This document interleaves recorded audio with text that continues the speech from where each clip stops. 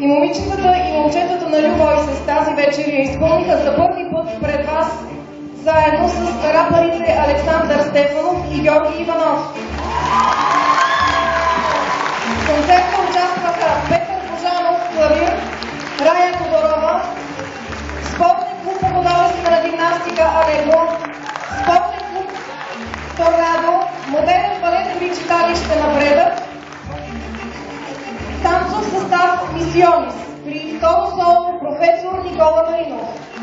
За реализирането на концерта работиха Евгений Явор Якимови от Разград, звук и светлина,